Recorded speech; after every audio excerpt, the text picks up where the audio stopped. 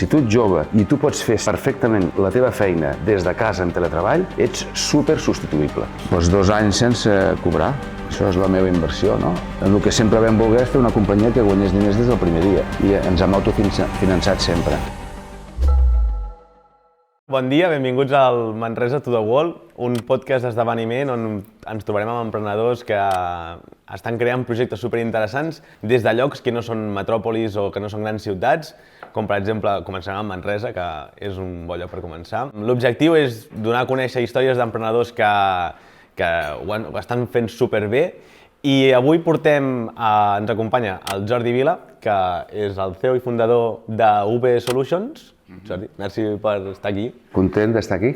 I també ens acompanya la Mariola Dinarès, periodista i especialitzada en tecnologia i ja quasi amiga. Sí, jo tinc totes les preguntes, o sigui, me les estic fent ja a sobre abans de començar, vull dir que vull saber tot del Jordi, ja aviso. I també ens acompanya molta gent que ens ha vingut a veure i que també faran preguntes al Jordi, a la Mariola o a mi o aquí, o entre nosaltres per parlar de tots aquests temes. Jordi, gràcies per ser aquí. Com va començar? Primer de tot, què és UB? Pels que no ho coneguin, com ho definiries? Avui en dia és més fàcil explicar UB perquè tothom sap què és això del data,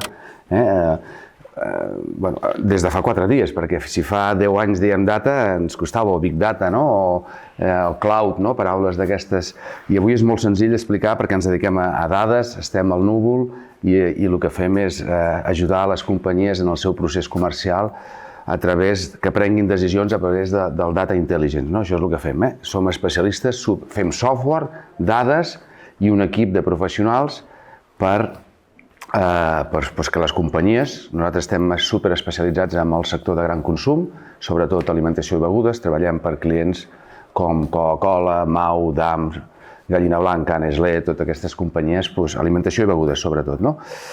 I el que fem és transformar el procés comercial, ajudar-los a ser eficients en el seu procés comercial a partir de prendre decisions basades en les dades. Això avui es pot més o menys entendre. Fa 17 anys, quan vam començar, quasi 17 anys, era una cosa molt rara que quan algú em preguntava, ara m'he enrotllat molt, però quan algú em preguntava hosti, què feu? Dic, espera't, tenia que treure un paper i t'ho explico, no? I és una cosa complexa d'explicar quan no se sap, però avui en dia el que fem és això. Però dic, ara heu de lidiar amb la gent que fa el mateix que vosaltres però ven fum. Clar, perquè com decideixen que tu ets el bo i no un altre? Perquè, clar, diuen, no, és que et llegirem les dades perquè tu tinguis bones, no? Perquè facis coses, no? Però és veritat que ara hi ha molt d'intrusisme amb això, no? Ara hi ha 2 coses. Intel·ligència artificial n'hi ha hagut sempre, i data. El que ara hi ha és molta tecnologia superpotent. Hi ha una nova tecnologia que no té res a veure la intel·ligència artificial amb la intel·ligència artificial generativa, la IA generativa, el xat GPT que ens ha arribat ara. Són 2 mons a part, però un arriba amb una potència tal que ens sembla que això és nou d'ara o que tot és el mateix. No, són 2 tecnologies diferents. Una, la IA li caurà la A i es quedarà la I. No sé si m'he explicat amb això que vull dir. O sigui, d'aquí uns dies ja no hi haurà intel·ligència artificial, serà intel·ligència. Igual que hi ha llum i tots tenim llum per treballar, no? És que ja és com una mica internet, al fons, no? Sí, és una eina més que tenim i que la utilitzarem tots, no? Més o menys, jo creiem que va per aquí, això. Clar, és que he dit intrusisme i has parlat del xat GPT, intrusisme. No, perquè ara, el mateix que abans tardàvem 20 anys que un concepte ens impregnés, doncs ara, en un any, si no utilitzes xat GPT ja no ets productiu, no? Hi ha moltes feines que, efectivament, a través de la nova IA generativa s'automatitzaran, milloraran, hi haurà un rendiment que si tu no el captures no ets eficient, no? Una mica per posar en context això que estàs dient, perquè s'entengui per què has anat a parlar d'això, jo crec que és perquè t'he parlat d'intrusisme i ara tothom diu que tot ho fa amb IA, no? O sigui, és com un genèric, és la moda, és màrqueting i IA. I vosaltres diu, no, nosaltres ja tot sempre, des del 2007 ja ho fem amb IA, tot. Sí, la IA és una eina nostra, el que passa que ara hi ha molt fum, Clar, si fes-me un guió per fer la presentació d'avui, li podies dir, va, demà em veig amb el Jordi Vila i què li pregunto, no? Doncs el ChatGPT hagués començat a dir coses. Bueno, jo em sembla que... Igual el Jordi Vila hagués dit moltes coses rares, Bueno, sí, n'hi ha molts de Jordi Viles, n'hi ha molts, sí. I què anava a dir, quan vas començar, quan tu parlaves i explicaves la teva idea, i això fa, com deies, que era 17 anys, en aquell moment, quan els hi parlaves d'intel·ligència artificial o els hi parlaves de data-driven o els hi parlaves de data, la gent et creia? No els hi parlàvem, no em creien. El tema està... Nosaltres hem creat una categoria nova dintre del món del software. Nosaltres vam pensar que jo estava tot el dia competint contra softwares, contra les decisions de les multinacionals. No, nosaltres comprarem SAP, no sé, són noms més tècnics, nosaltres comprarem GD Edwards, nosaltres comprarem Siebel. Totes les decisions eren corporatives i per vendre, per generar projectes, tenies que espavilar-te i ser diferent. I nosaltres vam pensar que no es tractava de vendre el software, es tractava potser de llogar-lo, i el concepte que avui és SaaS, avui és cloud, en aquella època es deia SaaS, Software as a Service. Vam pensar que era la manera de dir, escolta, no cal que inverteixis X 1.000 euros, sinó prova'ns, paga per ús... Però llavors, en lloc de dir, fes-me un programa per poder portar les dades del meu comerç, suposo que són de grans dimensions, o també feu un petit comerç? Bueno, el que passa que normalment qui inverteix en data i tot això són companyies grans, no? Llavors, en lloc de fer-li un software propi, o potser els fèieu que servia per diverses empreses, però ells pagaven un lloguer d'aquell programa, és així? Exacte, aquesta és la idea. La gent no estava demanant data, no estava demanant el que nosaltres fèiem. Llavors hi ha dos tipus de venda, quan hi ha demanda de mercat o quan tu has d'anar a despertar la necessitat. Això costa molt més, però quan es construeix és molt més fidel. Has hagut de fer molta pedagogia, dient la importància de llegir les dades per fer decisions. Nosaltres anàvem a explicar-li un problema, no anàvem a vendre dades. Nosaltres sempre hem vengut el benefici. Anem i li expliquem un problema a un client. Escolta, a tu aniria més bé la vida si sapiguessis què passa amb qui són els teus clients, com es comporten, per què un producte funciona bé en un lloc, per què aquesta altra, una nova introducció no funciona. Això t'interessaria saber-ho? O vols seguir empentant la venda a base de promocions i si compren bé o no. Llavors, quan tu despertaves la necessitat, en aquest moment li explicaves, doncs jo sé fer software, home, però això és molt... No, jo te'l llogaré, tranquil.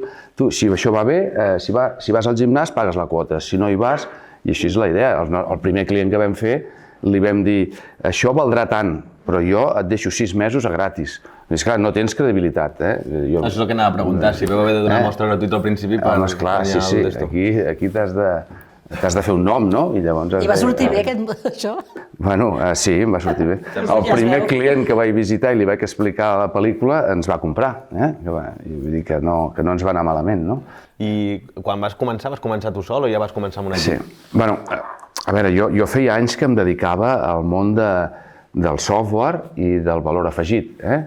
Jo de formació soc electrònic, o sigui, res a veure amb el software, no en sé de programar. Tothom es pensa que jo soc informàtic, però entenc perfectament com pensen les màquines i el que a mi m'agrada és la mentalitat enginyera, d'entendre un problema i buscar una solució. Llavors això és el que hem fet tota la vida i a partir d'aquí hem creat un negoci.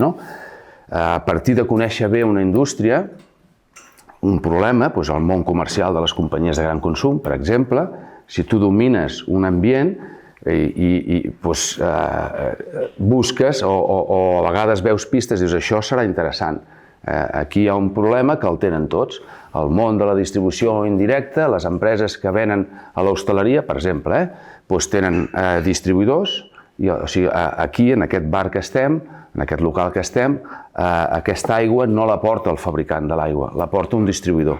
Llavors, el fabricant no sap qui és el seu client. I això era un punt que nosaltres vam dir, hòstia, això, com poden viure les companyies que no saben qui són els seus clients? Doncs per aquí vam començar nosaltres a construir un data. Passa que no ho explicàvem, això, perquè si ho expliques no ho entenien, no? Però llavors, escolta, tu t'agradaria saber qui són els teus clients, tal. Bueno, doncs llavors aquesta va ser el punt, no? Ara m'he perdut i no sé d'on veníem. No, del com vas començar l'origen de tot, no? Vam trobar, sí, veníem de que dominant un problema o un negoci pots, i domines tecnologies, doncs trobes una cosa. Escolta, aquest problema que he explicat ara el tenen totes les companyies. I com s'ho fan? Doncs vam mirar una mica, només alguns que eren molt grans tenien capacitat de fer-s'ho, Coca-Cola, Mau, dos, ho feien. El resto no ho tenien, vam dir, hòstia, si aquí fem una plataforma i en vez d'anar-la a vendre la lloguem, aquesta és la idea original, no? I vam començar d'aquesta manera, però bueno, això d'emprendre és un estat anímic, no és una cosa que dius tal dia, tal no, això un ho porta a la sang i jo crec que ja era emprenedor a compte de l'empresa on jo treballava, i un emprèn, això és el caràcter d'un, no es torna un emprenedor d'avui per demà, i així vam començar, no? Vaig començar sol, era la teva pregunta, al cap de... vaig pintar la idea, vaig anar-ho a explicar a un client, vaig veure que podia tenir sentit, a 10 clients, el primer em va dir que ok, i de seguida, al cap de 2 o 3 mesos, vaig incorporar la que és la meva sòcia, la Raquel, i junts vam començar els dos, no? Volíem crear una companyia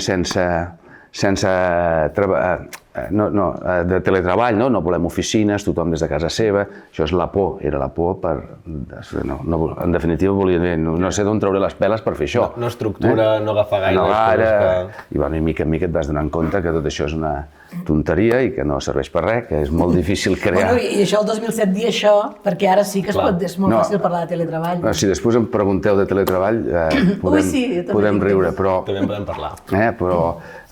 Però vam començar això, externalitzant-ho tot i vam construir la plataforma entre la Raquel i jo. Això és el que vam fer. Els orígens són aquests. No, clar, tot això ho hem parlat per posar en context de l'empresa, el volum de l'empresa que estem parlant, però ho estem fent des de Manresa. I llavors, no sé si en un moment donat hi ha molta gent que quan les coses li comencen a anar bé, no sé, jo crec que ara està canviant això, però en un moment donat et penses que has d'estar a la gran capital, o sigui, a Barcelona és on en vindran els clients, o sigui, hem de trencar aquesta sentència. Sí, sobretot si et dirigis a empreses grans, perquè nosaltres, per exemple, ens trobem que si volem treballar per jo què sé, m'ho invento, per TV3, hem de ser als esdeveniments que hi ha a Barcelona, o al món del cine, que passa a Barcelona i a Madrid. Tu això, quan vas també a buscar aquestes empreses grans que acaben tenint les seus a Barcelona o a Madrid, no et vas plantejar de dir, bueno, doncs jo si vull que això triomfi he de ser a Madrid o a Barcelona? M'ho vaig plantejar el primer dia, vaig decidir que no, i m'ho plantejo cada dia. I no és una manera, però cada dia de la meva vida em plantejo si m'estic equivocant. Però mentre funcioni, vaig aguantant, no? És una lluita permanent, però jo vaig decidir que volia fer alguna cosa aquí, i perquè em nego a pensar que tot és Barcelona. Però hi ha una realitat, no? I el món ha evolucionat en contra de nosaltres, que és per créixer necessites gent. Som la suma de cada un dels que estan a UB. Avui a UB som 180 persones. Vull dir, i això ha sigut un treball, és més difícil crear l'equip que el que... I potser perquè també són feines molt tècniques, no, Jordi? Bueno, perquè el que deia d'anar en contra és perquè avui el món digital, les persones tecnològiques o digitals o orientades als data science, és un perfil que està molt demandat i llavors ens costa molt, i més a Manresa i no n'hi ha. I hem tingut que cedir i per això vam obrir oficina a prop de Barcelona, Sant Cugat, però que ja és lluny de Barcelona. Sant Cugat ja és lluny. Llavors ens costa molt adquirir talent, treballem molt, vull dir, jo mai haguera dit... Un dels errors que vaig fer és no crear el Departament de Recursos Humans fins que érem uns 40 o 45. Ens ho fèiem nosaltres, perquè érem supermans i tal, i al final em vaig veure un dia que el meu equip, els mànagers, es dedicaven a fotre entrevistes tot el dia i venga i lluita. I, hòstia, què estem fent, no?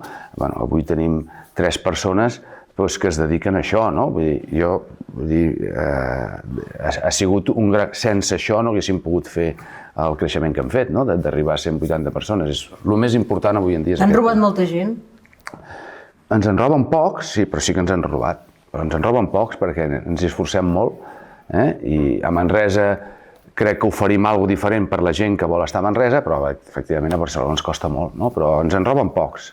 Jo, per exemple, estic molt... Soc en general tecnooptimista, però ara estic optimista en el futur dient que si Catalunya estés... Jo sempre dic que si Catalunya estés al 100% connectada a nivell digital i a nivell de mobilitat, no hauríem de repoblar, perquè la gent, jo crec que vol benestar, ja no vol viure a la gran ciutat. La gent vol estar en un lloc meravellós, paradisíac, però estar connectat i poder treballar. Crec que tu amb el teletreball no estàs molt... Bueno, no sé, m'ha semblat que volies anar contra el teletreball. Crec que totes les empreses estan reculant amb el teletreball. Jo me les veia molt maques, però crec que tothom està pensant que no. Llavors, tu confies en continuar a Manresa? Tu veus aquest futur que jo estic veient o no? Jo confio en continuar a estar a Manresa i jo m'encanta la línia de la filosofia de vida que tu dius. Però una cosa és ser júnior i una altra cosa és ser sènior. I els sèniors està en desús, no? Però nosaltres ens agrada parlar de carnets de teletreball, no? I li hem de donar carnets... Hi ha gent que facin el que vulguin. Què vols dir? Explica això del carnet de teletreball, què vol dir? És un bon concepte, Sí. Crec que... La idea és que ja sabem qui pot fer teletreball. Al final, el que es tracta és del rendiment. El que volem, punto. Si no hi ha rendiment, venen problemes. Llavors, la gent que està implicada, que sap el que fa, que sap governar la seva feina, hi ha gent que rendeix més a casa. Ara, si tu ets un tio, si tu ets jove, aquesta no és meva, però el que vaig dir ara no és meu, però m'agrada molt. Si tu ets jove i tu pots fer perfectament la teva feina des de casa en teletreball, tens un problema, estigues acollonit, ets super substituïble.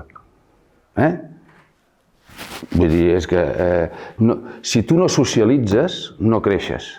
Això és segur. Llavors, la frase aquesta, aquest tio que ho explicava, no me'n recordo el nom, però ho puc buscar, acabava dient: si busques una feina, teletreballa. Si busques un pla de carrera, socialitza. I una vida híbrida? Però he dit joves al principi, però primer has de fer-la. Mariola, tu no series el que ets sense la vida que has voltat. I bueno, tanca't a casa. Ara, si tu el que vols és una feina, però és que, vull dir, és que no hi ha discussió amb això. Per mi no hi ha cap discussió.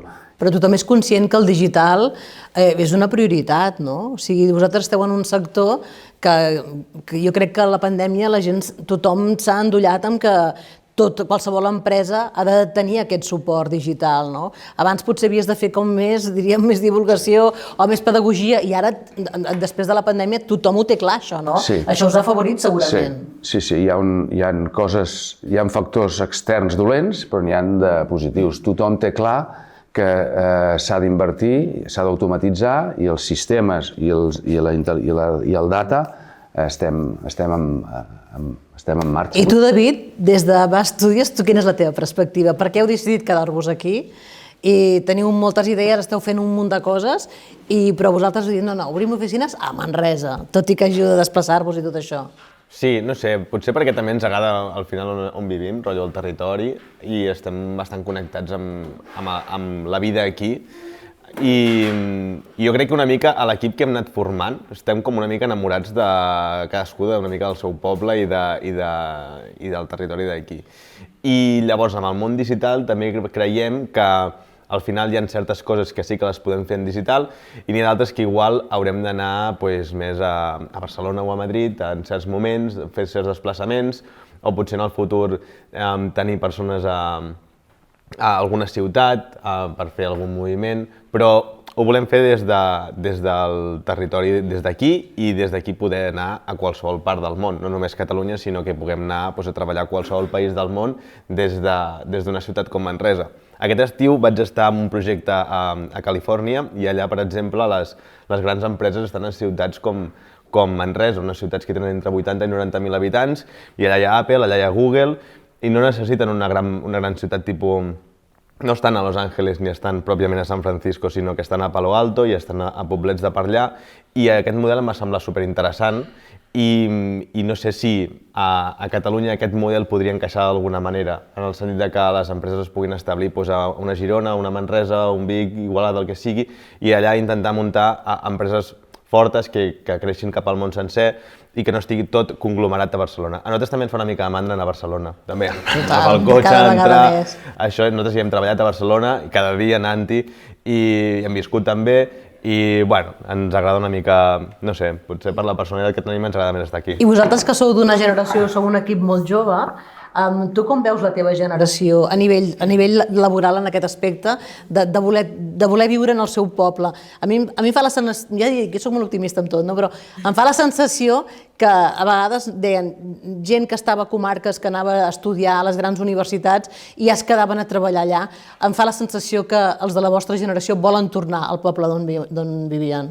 Suposo que hi ha de tot, perquè a Barcelona també té coses molt guapes, vull dir, i a les ciutats grans tens molta oferta cultural, pots socialitzar-te molt fàcilment amb moltíssima gent diferent, o sigui, les connexions a nivell personal són més bones, però sí que és cert que per sortir a fer una escapada, per respirar aire i per qualitat de vida, en alguns sentits, sí, sentits d'això, sobretot del territori, això està molt millor viure en un poble o en una ciutat petita. Ho dic perquè jo sóc d'una generació que ens van explicar que ens havíem de forrar, no més, o sigui, ens van dir s'ha de treballar molt perquè, una mica, risky business, no? O sigui, en plan, treure pasta, no sé què, has de fer, sobretot els seus pares et preguntaven, aquest ofici que fas, això és per fer pasta? I ara, en canvi, diuen, estudia el que t'agradi. O sigui, això és un canvi molt bèstia, Ja. O sigui, no sé si la idea és treballar, o sigui, ser molt productius, treballar menys hores i viure millor, suposo, no? Sí. Que nosaltres no era això, Nosaltres era treballar un màxim d'hores i encara que... i per aprendre l'ofici de gratis. Sí, jo entenc aquesta visió, però nosaltres som una mica raros, perquè en aquest sentit potser som una mica que també de treballar molt, però perquè potser ens agrada molt la feina que estem fent. I la veritat és que tots treballem molt, però sí que ens trobem gent de les nostres edats que jo fins a les 6 plego i tal, o si puc fer 5 hores, si puc treballar me'n puc anar no sé on, o sigui que no tothom té interès. Jo suposo que abans tothom havia de fer el mateix i ara qui li agrada treballar, treballa, qui no li agrada treballar per el que sigui, no treballa tant i cadascú té una mica més de llibertat a l'hora d'escollir què vol fer amb la seva vida. I una pregunta que tinc de forma d'equips, perquè jo també últimament estic dient que jo crec que els equips exitosos són equips intergeneracionals, és a dir, que diverses generacions ens relacionem, no? Que no siguin en plan un equip tot de joves, un equip tot de sèniors. Estàs d'acord amb tu en aquesta sentència? Totalment. És així, això ho intentem també. Nosaltres som un mix entre sèniors i júniors. Ens apostem molt per la cantera, primer perquè ens agrada, ens ho passem molt bé. Jo sóc un fan d'agafar gent en pràctiques, però a la vegada els valors els saben transmetre, els tenen més clars els que refereixen a la feina, la gent sènior, no? I el que ens funciona és això, és així. I com veus les noves generacions? Et fan cas o els veus una mica perduts? Hi ha de tot. Jo encara que... Abans m'has dit això, jo soc superoptimista. Si un tio no és optimista, no es pot estar davant. Totalment, sí. Soc molt optimista, el que passa que després, esclar... Ajudes. Els problemes també a vegades són pals a la roda que et molesten perquè com que el que vull és córrer, no? I llavors si hi ha entrebancs, doncs està, però no. A veure, la gent jove és el que tu has dit, no? Nosaltres venim d'una generació que volíem tenir, volíem tenir, i ells volen ser. I això xoca, no? Però jo penso que tots tenim un botó de la motivació, no? El que passa que a mi em sembla que abans nosaltres el botó ens l'apretàvem més fàcilment, i vinga, arribàvem... I ara costa més trobar el botó de la motivació, perquè el que motiva és ser, i a la feina vens a pencar, no? I això és més complicat, no? I és el que passa a les 5 o a les 6, tal, i sí, això ja has de viure, no? Però jo el que veig és que hi ha molta gent que quan tu l'involucres, i la feina és nostra difícil, quan aconseguim que formi part d'allò, la gent s'enxufa i funciona. I tenim gent supermaca, jove, que estan agafant responsabilitats i que jo a vegades m'equivoco, que dic, va, donem-li marxa amb aquest, i els sèniors em diuen, hosti, Jordi, que aquest és que no, que és molt jove. Bueno, vull dir que és el... Hem de frenar, Sí, ja. 100%. Ens hem de frenar, però per mi no penso que la generació està perduda ni aquestes històries que diuen, ni molt menys. La gent està superben preparada, molt més ben preparada que jo. Quan jo penso, hosti, aquest tio té 22 anys, jo als 22 anys no sabia fer res. Bueno, jo arreglava amb un soldador ordinadors. Eres els xispes, dius, no? Era els xispes, no? Jo arreglava ordinadors, vull dir, és que no sabia fer res. Jo no sabia ni a què em volia dedicar. I ara veig nanos que amb 22 anys tenen 2 graus, han fet un màster amb 23 i saben, el que passa que després, falta que sentin que ells són els protagonistes d'alguna cosa, no? S'ha de lluitar, sí. S'ha de treballar. Bé, això que has dit de la motivació, crec que has donat amb el botó, és veritat. En el nostre cas, per exemple, aquest esdeveniment l'hem muntat també perquè volíem fer un podcast des de feia molt temps, que això era una motivació potser que tenia més jo, però el fet de que sigui un esdeveniment, de que ens trobem i que hi tinguem gent, ha sigut perquè una persona d'aquí, el Carles, li encanta muntar esdeveniments, es vol especialitzar en esdeveniments, i llavors vam dir, bueno, doncs anem a trobar la manera d'encaixar com els dos mons. I gràcies a encaixar aquests dos mons, doncs el Carles està liderant tot aquest projecte i això funciona. No funciona sol, però sí, vull dir, ho porta el Carles, llavors així ens podem anar repartint, cadascú té com un projecte sobre la taula que porta ell a títol personal, que li encanta el que està fent i així doncs anem fent. Vull dir que això de la motivació és imprescindible. No sé si és de la nostra generació o abans ja... Bueno, jo penso que hi ha gent, esclar, el punt de partida és diferent, Has de tenir una feina per tota la vida, has de guanyar així, la caixa, recordes, no? O ara, escolta... I ara treballar a un banc, treballar a la caixa. Vull dir que el que ha canviat això, perquè abans és veritat, No, però una cosa, és que m'estic recordant d'aquest moment. Recordo que o sigui, la gent que feia econòmiques, el seu gran objectiu era estar allà a l'oficina. I ara dius, això t'esclata el cap, no? Perquè... Bueno, ells també, els de la banca també tenen molts problemes per transformar-se internament, Vull dir que també estan treballant per ser diferents, no? Estan patint per les criptos. També volia dir una cosa, abans quan parlàvem de que el territori i això, quan nosaltres vam arrencar, vam començar al Palau Firal, amb el Pro Manresa, que estan avui aquí, estan per allà, i que és l'Ajuntament de Manresa, i bueno, ens van ajudar bastant a arrencar, perquè jo la veritat que no en tenia ni idea d'emprendre i tot plegat, i a part de que teníem allà l'espai al Palau Firal, que bueno, potser es podria fer diferent, però és el que hi ha, però la gent que tenen allà, que són el Roger, l'Anna i companyia, ens van ajudar molt a arrencar tot el projecte. I bueno, res, només volia dir això, que bueno, que de vegades és la gent, no? Si és el que dèiem, al fons és el mateix que estàvem dient, no? I també quan vam veure que volíem muntar aquest esdeveniment, vam parlar, bueno, ens van parlar i els vam convidar, no recordo com va anar, però ens van dir, si necessiteu res, tot el que col·laboren amb aquest acte també i bueno. És a dir, que a Manresa es pot fer networking, o sigui, el tema, no? A Manresa es pot fer, Jordi? Networking? Sí, és clar que es pot fer. Jo crec que hi ha una activitat social potent a Manresa, Hi ha moltes associacions, això sí que funciona, El que passa que, bueno, el que les empreses necessiten són altres coses, no? Són poder muntar una oficina al centre de Manresa és complicat, no? A nivell burocràtic, vols dir? No, a nivell complicat perquè no hi ha llocs on puguis aparcar bé, per exemple, no? És que no s'ha d'anar amb cotxes, bueno, jo no sé, la gent viu on viu. La gent vol viure als pobles, doncs venen amb cotxe, no? I nosaltres estem de conya, perquè l'edifici Impuls és el paraís. Té altres pegues, en quant a ubicació està molt bé, però no n'hi ha de llocs com aquell. I la prova és que allà està en ple, allà no hi cap ningú.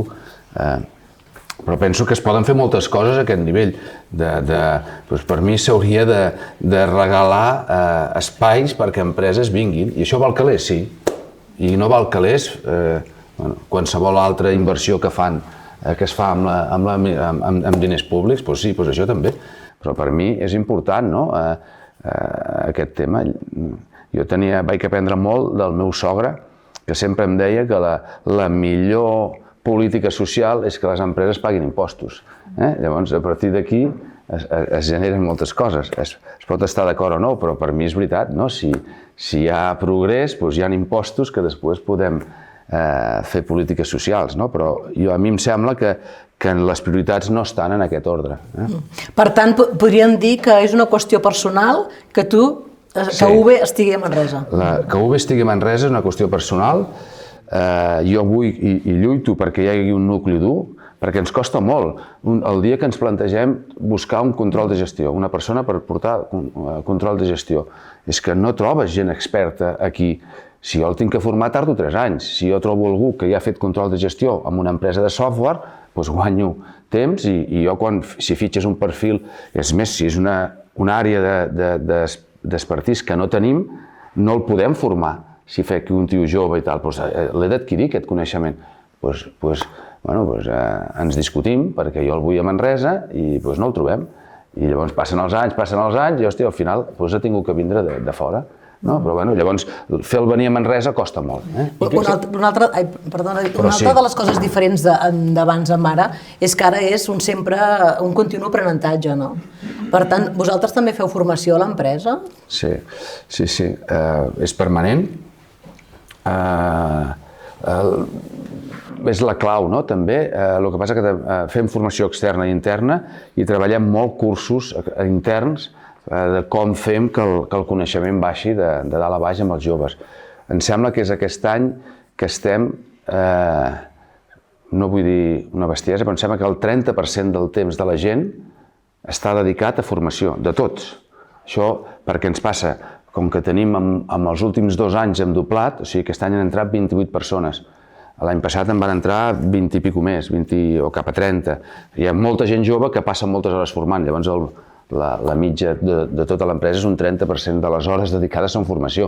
Això vol dir que, encara el que comentàvem abans de començar, que les empreses SaaS són molt rentables, però si estàs invertint, la productivitat en aquest sentit baixa mentre creixen els equips. Però sí, per nosaltres la formació és bàsica.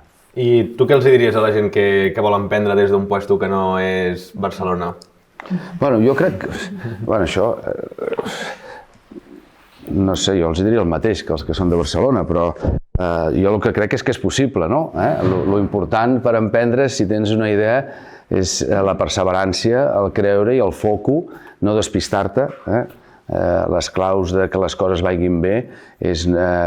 Crec que amb la improvisació, crec que amb la curiositat, però tot super ben planificat i tot molt preparat. Evidentment que jo he vingut aquí avui i estem improvisant, però jo m'he mirat qui eres tu, i una mica per emprendre has de tenir molt clar, fer una prova de concepte, veure que allò hi és i no despistar-te. Llavors jo el que li diria a la gent és això, si et sents amb l'actitud, amb l'estat emocional d'emprendre, foco, i rodejar-te dels millors. La clau és buscar un equip, no? És curiós perquè jo que he entrevistat un munt de gent en perfils molt tècnics, he fet un podcast de ciberseguretat, és molt fort, no? Perquè veig que tu tens un perfil molt de pensament creatiu i de pensar molt amb la gent, no? Amb les persones, no? A vegades amb tecnologies en plan que en sàpiguen que no sé què, però jo veig que tu poses molt el focus precisament en que la gent estigui bé en el seu entorn, que tinguin aquest benestar i que vinguin a treballar feliços, diríem, no? Perquè després, així no te'ls robaran mai. Sí, mira, avui a la tarda tenim el sopar d'empresa. Avui ens trobem dels 180, esperem que en 160, perquè hi ha gent a Madrid, hi ha gent a fora, alguns venen, alguns no poden, no? Alguns inclús teletreballen el dia del sopar d'empresa, és tremendo.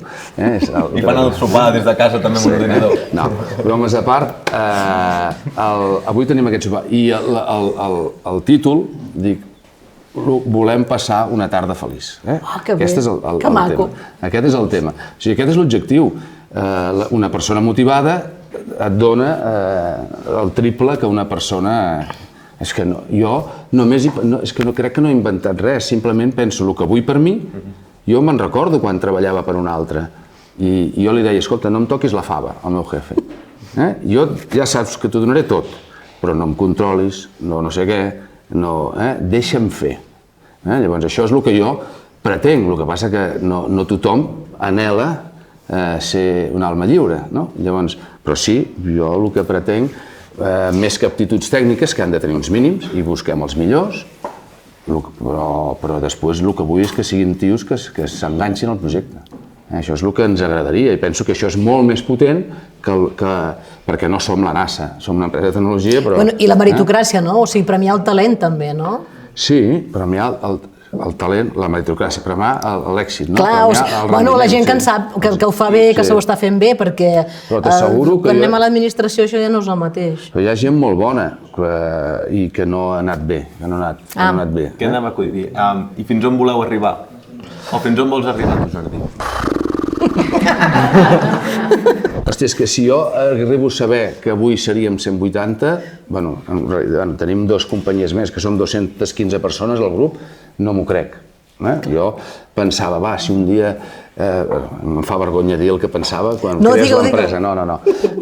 Jo pensava, si un dia som 10, si arribem a ser 8 o 10, perquè, esclar, si no, ho trauré de treballar molt, jo necessito gent que m'ajudi i jo penso que amb un equip de 10 estarà bé. No sé fins on arribarem, no? El que sí sé és cap on anem els propers 3-4 anys, no? Nosaltres el que tenim clar és que no és créixer per créixer. A vegades en discutim, volem créixer un 25%, però si no hem de créixer bé, creixem un 10%, és igual, no hi ha cap problema. M'explico. I teniu planificat el creixement cap a nous sectors o cap a nous països? Llavors, el que tenim molt clar el full de ruta de producte i tenim les dues coses, no? Però sobretot és créixer a països. Ara volem ser forts a Europa, que ho comencem a ser, estem entrant, acabem de firmar 7 o 8 projectes a el que diem LATAM, a Sud-amèrica, de Mèxic cap a baix, i el repte nostre és anar cap als Estats Units. Aquest és el repte que volem abordar sobre el 25, l'any 25, però veurem. Aquesta és la idea és aquesta. I, de moment volem seguir creixent, no, volem abordar aquest projecte, no sé fins on anirem amb número, però és que has de créixer per poder... En el món que estem, necessitem més dimensió per poder competir mínimament. O sigui, vosaltres quan sentiu les notícies que diu aquesta empresa ha fotut fora 500 tios, això ho llegim, no? Tecnològicament ha passat els últims temps. No, moltes, però tecnologia, les grans. Hòstia, i jo penso, que collons fotien aquells 500 tios allà dintre? No? 500 tios, 1.000 tios, 300 tios, 100 tios, què feien? Si jo tingués 500 tios, faríem moltes coses. A la pandèmia ens portaven el paquet a casa, els que ara no hi són. Sí, doncs això, no? El món està fet o per les startups molt petites, àgils, tal, o per les grans, supergrans. Els del mig tenim molts problemes perquè competim amb això, ens piquen a la gent, no sé què... Per tant, et vols fer gran? Vull tenir... Però no és gran per gran, només m'agradaria tindre la dimensió mínima per si tenim una idea i hem de ficar 10 tios a treballar allà, ho pugui fer. Això és el que a mi m'agradaria i no la tenim, aquesta dimensió, no? Ens falta, hauríem de ser 300, 400 tios per poder començar i potser quan si arribem aquí, que no ho sé, llavors penso diferent. Però és una altra cosa que jo el manual no l'he estudiat, no el tinc. Dia a dia anem aprenent i anem gestionant les coses, no? I tu, David, que sou un equip molt ambiciós, fins a quin any teniu a la graella? No tenim tan planificat, Jordi. Però jo de la manera que sou, igual també dius, fins al 2026. Quan tinguis gent li hauràs d'explicar un projecte, i llavors et dones compte... No, però segur que ho tenen. Segur que tens un any al cap. Sí, el 24 el tenim definit. Veus? El 24 l'hem dissenyat, el 25 no. I vosaltres fins a quin any? Nosaltres sempre anem en plans de 3 anys. 3 anys. Els 3 anys els tenim escrits, i després fins ara l'hem complert bastant. Una altra cosa que ens ha anat bé és això, no? Som una companyia que sempre ens vam autofinançar, no hem tingut mai... Vam néixer just quan això de les rondes de financiació... És el que anava a dir, tu com a SaaS no vas fer ronda d'inversió, que entra un soci i posa diners i tot... No, llavors es començava a parlar d'això, aquí a Espanya no es feia, es començava fa 17 anys, però això és més dels 10 últims anys, no? I nosaltres el que sempre vam voler és fer una companyia que guanyés diners des del primer dia i ens ha anat bé. Hem tingut aquesta sort o aquest encert i i ens hem autofinançat sempre. No sé si és bo o dolent, no? Però jo he fugit de la companyia que és el producte. M'he explicat ara?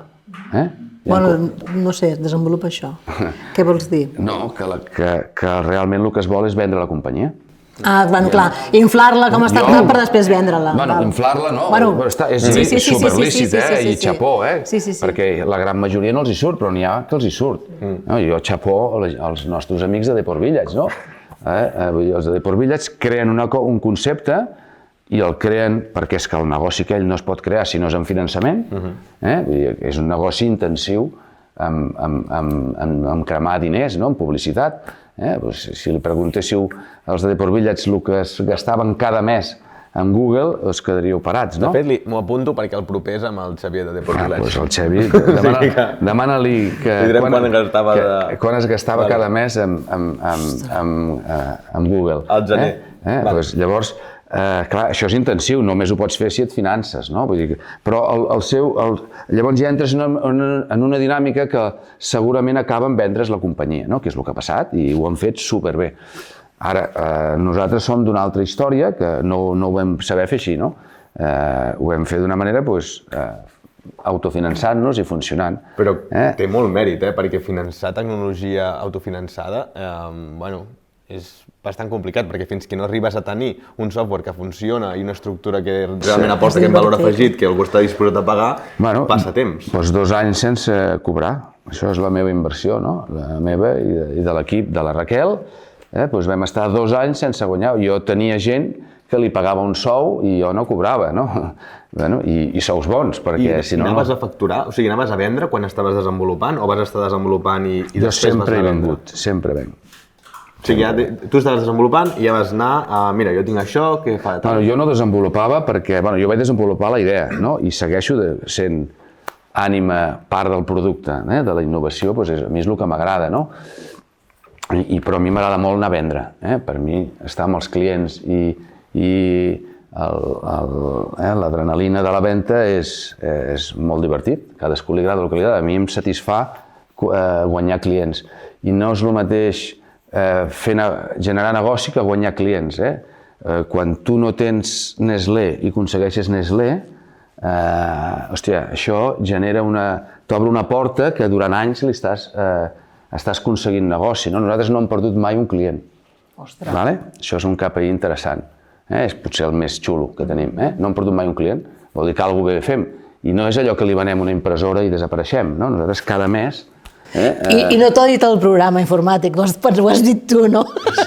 Perquè m'estic imaginant les dades que doneu, deuen ser coses així també, no? Tens aquest client des de tant any, no sé què, clar, són algunes de les coses que doneu, no?, en el vostre programa. Sí, nosaltres sí, és així, però suposo que alguna cosa hem fet bé, no? També tenim problemes, Aquest any, per exemple, ens medim, com es diu allò, l'NPS es diu, NPS, fem enquestes als clients i llavors hi ha una manera estàndard de mesurar la satisfacció i tal, aquest any hem palmat. I ara ens ho van donar just la setmana passada, ara ho hem d'analitzar, què és el que estem fent malament, però anàvem pujant i ara aquest any hem fet un pas enrere, no sabem, encara no sé res, però evidentment això ja ho tens aquí perquè dius, aquí què passa? Segurament hi haurà oportunitats de millora entenent el que ha passat, no? Però sí, ara no sé per què m'he posat en aquest món, però em demanaves allò de la venda, o tu, no? M'ho deies. La venda és bàsica. Per mi, en una empresa de serveis, sí, hi ha d'haver algú que entengui la tecnologia i un bon tecnòleg, però hi ha d'haver algú que genera negoci. Però tu al principi potser no tenies encara... Si tenies la idea, però no tenies això muntat, no? No, però jo vaig escriure un PowerPoint, que és meravellós, i allà vaig escriure un PowerPoint i me'n vaig anar a veure un client que tenia bona relació. Una cosa que he fet sempre, no? Jo no vaig emprendre, es pot emprendre amb 25 anys o es pot emprendre amb 40, com jo. Doncs tens unes fortaleses amb 40, no? Si no has perdut el temps, tens unes debilitats, ojalà jo ho hagués fet, però segurament no hagués fet el mateix. Tios que emprenen i la peten amb 25 anys, n'hi ha un cada 10 anys, un a cada país, però no n'hi ha molts. Això no és, el normal és emprendre quan tu ja saps alguna cosa i domines un negoci, i llavors allà hi ha molta, això és un principi per mi bàsic, no? Llavors, jo quan apunto el que jo havia fet durant la meva trajectòria és el mateix que faig ara, satisfer clients, respectar la gent, no quedar malament amb ningú, i llavors, per tant, tenia portes on trucar i que m'escoltaven. No vol dir que em compressin, però que m'escoltaven. Llavors vaig fer una llista dels 10 tios que jo pensava que allò els hi podien explicar i me'n vaig anar a veure el primer i em va dir que sí. Però li vaig explicar una PowerPoint i va dir, ok, jo ara t'ho faré. Me'n vaig buscar una empresa, curiosament era d'Igualada, però no sé per què ara va aparèixer una empresa d'Igualada, és curiós, que espera, però bueno, ara els hi vaig encarregar dissenyar la plataforma, ens va costar 100.000 euros, 80 i pico, que la vaig pagar jo amb els meus estalvis. Em vaig ficar-hi els meus estalvis i llavors vam començar a funcionar, allò va anar i el client em va començar a pagar. Llavors creies molt, no, en això? Perquè, ostres... Bueno, esclar, s'hi ha de creure. Sí. I llavors aquella plataforma... Sí, però 2 anys sense cobrar i posant 80.000 euros d'estalvis. Clar, tot. O vas a buscar el finançament a fora o el fiques tu. Però sí que és veritat que jo vaig buscar finançament, però que el vaig buscar... Eren els meus estalvis, 100.000 euros que tenia, i després em vaig poder permetre, amb el ganxo i amb el sou de la meva dona i 4 estalvis més, anar funcionant. Però bueno, no em queixo de res perquè... Però no relativitzis, no a tothom li surt bé això, Jo era director, jo era un tio important amb l'empresa on estava i em guanyava bé la vida. I la gent devia tenir credibilitat i eres convincent. Això és el que us volia dir. Jo mai he fallat a ningú, o he intentat no fallar a ningú. Llavors et tens les portes obertes i tens credibilitat. Llavors, per això us deia que és diferent emprendre als 25, que no pots tenir credibilitat, has de ser un puto crac, o emprendre als 40, que ja pots tenir algun actiu. I jo tenia aquest actiu. I llavors, la plataforma d'Igualada era un trunyo. La vam llançar i la vam tindre que tornar a fer. O sigui, els 100.000 euros, a més llançats. Però ens va servir per verificar la proposta de valor funcionava. Hòstia, això és bo, llavors ja hi creiem. Llavors ja ho vam fer d'una altra manera, amb uns altres, no eren d'Igualada, eren de Manresa, i llavors va funcionar molt bé. I els que et va desenvolupar aquí a Manresa la plataforma, això els vas ficar com a socis o els vas pagar com uns externs? Bueno, el que va començar a fer-ho va entrar com a soci perquè és el meu germà. Però jo no vaig cridar el meu germà fins que no vam estar segurs. Al cap de 2 anys, va venir, o 1 any i mig, va venir ell, perquè jo no, ficar el germà en un liu, era... I llavors, en el moment aquest que vas veure que la plataforma, per exemple, no va funcionar, però vas veure un punt de llum, perquè vas dir, és un desastre, però jo aquí hi veig tema. O sigui, clar, a nivell personal, la teva actitud en aquest moment, o sigui, ho trobo admirable. Això és el que us deia de la perseverància. Si creus, ho veus, foco. Els errors que hem fet, que n'hem fet molts, és a vegades, hòstia, et ve un client i et diu, hòstia, no, és que això m'hauries de fer. Sí, les ganes, no, foco. A la que et despistes, perds foco. No, has de tindre clar on estan les línies del que es pot fer i el que no es pot fer dintre d'allò. A la que et despistes, no. I això és el gran problema dels emprenedors. Quan jo després he pujat a 2 o 3 emprenedors, uns són de Cabrianes, uns que hauries de cridar.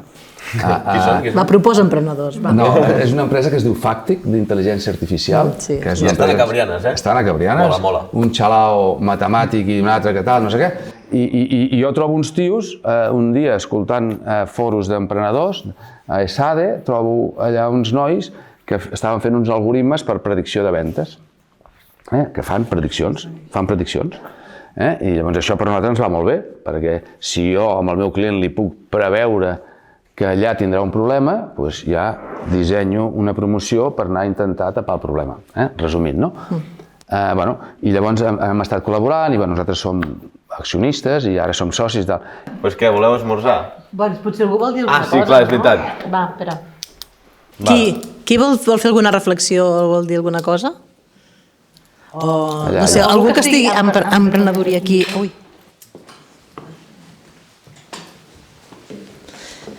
Digues.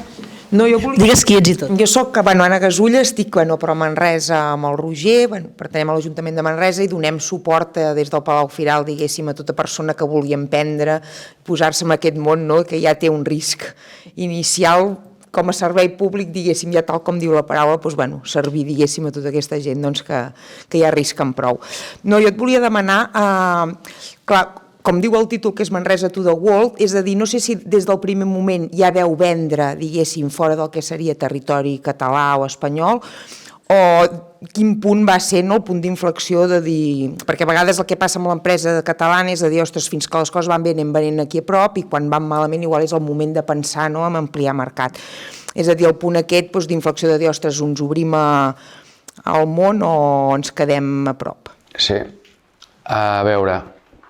No, això a nosaltres ha sigut està molt bé la reflexió perquè un problema que tenim les empreses d'aquí, no diré catalanes, d'Espanya, és que, i més amb tecnologia, no mirem a fora. És més, els de fora no ens veuen. Això ens ha costat molt. Anar al primer client... El viatge no va ser molt... No ha sigut una necessitat anar fora. Ha sigut, aquí a Espanya ja ho fem bé, aquí tenim ja les companyies líders i el 7è, 8è any, o no sé, o el 9è any, vam dir, escolta, això a fora, a veure, pot funcionar. Era pensant en el nostre pla estratègic de creixement, no va ser una necessitat. El que ens va costar és creure'ns que podíem viatjar, no? Des del tema de l'idioma, ens costa molt, però sobretot jo crec que és un tema que és de disseny de la base del negoci. Si jo ara comencés, ho faria diferent. Ja des del primer moment pensaria en tot. Alguna cosa l'havíem fet bé, que és la plataforma tecnològica ha de ser multidioma. Això sembla una xorrada, però canvia radicalment. Un software normal, fet en espanyol o en català, o un software que ja el pensis per ser multidioma, és molt més complexa de mantenir de tot. Llavors, el que ens va costar molt va ser creure'ns, anar a París, el primer client que vam fer fora va ser Coca-Cola, a França, i que aquella gent confiés en nosaltres, que uns espanyols per fer software, i a més d'intel·ligència de dades. Després vam entrar a Anglaterra, a Alemanya, a Itàlia, avui, com et deia, és el 40%, i jo crec que aviat, l'any que ve l'objectiu és fer 50-50, i espero que aviat sigui 30-70, que seria lo normal, aviat. No sé si t'he contestat tot el que em deies, però no va ser una necessitat de problemes de mercat, sinó al contrari, va ser, formava part del creixement. El gran problema que vam tenir és creure'ns i demostrar-nos dues coses, que érem capaços, des d'aquí, fer projectes a tot el món i també construir l'equip, després pensar, això ha sigut interessant aquest viatge. Ara, per exemple, hem firmat un projecte a Malàisia i a Singapur. I els fem des d'aquí. No hi hem anat. És brutal, això. És l'anti-jo, això és amb teletreball, però funciona. Veus, t'estàs contradient a tot el que has dit. Sí, des de Manresa es pot treballar a Malàisia. Qui ets?